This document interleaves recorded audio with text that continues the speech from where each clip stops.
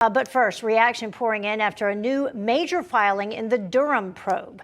New court documents alleging that lawyers for Hillary Clinton's 2016 presidential campaign paid a technology company to spy on President Trump while he was a candidate and later in the White House. Our national correspondent Logan Raddick has more on the story. Logan.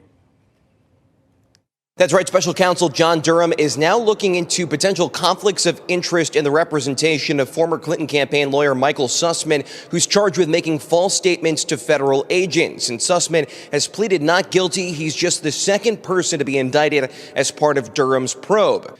Durham says Sussman told then FBI General Counsel James Baker in September 2016 that he was not doing work for any client when he requested and held a meeting in which he presented, quote, purported data and white papers that allegedly demonstrated a covert communications channel between the Trump organization and a Kremlin-linked bank. Durham's filing reveals Sussman, quote, had assembled and conveyed the allegations to the FBI on behalf of at least two specific clients, including a technology executive at a U.S.-based internet company and the Clinton campaign. Durham's filing also says, quote, in connection with these efforts, Tech Executive One exploited his access to non-public and or proprietary internet data. Tech Executive One also enlisted the assistance of researchers at a U.S.-based university who were receiving and analyzing large amounts of internet data in connection with a pending federal government cybersecurity research contract.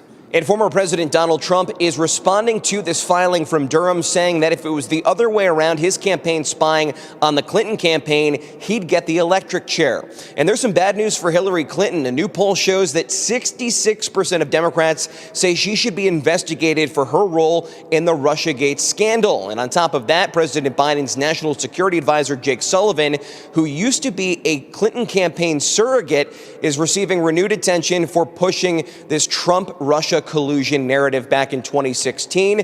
Keep in mind, this is just one filing from special counsel Durham's probe. He's yet to release a final report, and there's no timetable as to when that could happen. Back to you.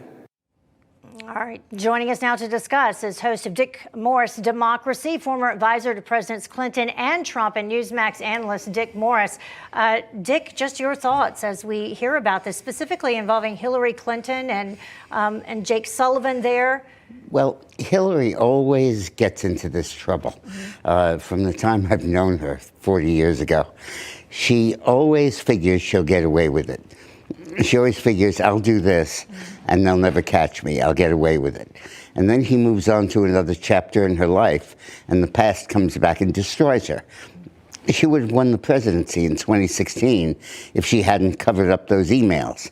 And the reason she covered up the emails was to avoid getting caught with her pay for play at the State Department with the Clinton Foundation, because she wanted to delete those emails. So she's always getting hit for the last scandal.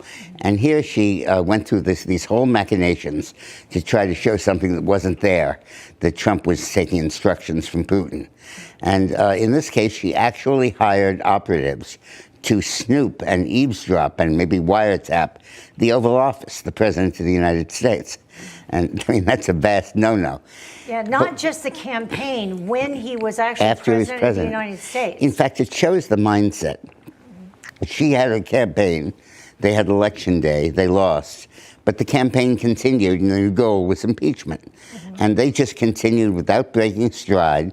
Same contractors, same opposition research. Just they changed the location. It wasn't Trump Tower. It was the Oval Office. I would hope the Oval Office has more defensive capabilities cyber-wise than Trump Tower. But where is Durham going with this? And the reason I ask that is this filing really is about Sussman's conflicts of interest and that sort of thing. Yeah. It's actually not even focused, even though that's what got everybody's attention, it's not even focused on the spying. Well, he knows what's in it. And right, but where is he going with this? I think that there was this huge scandal that was totally phony, cooked up by the other side's campaign, bolstered by illegal... Russia, you're talking about.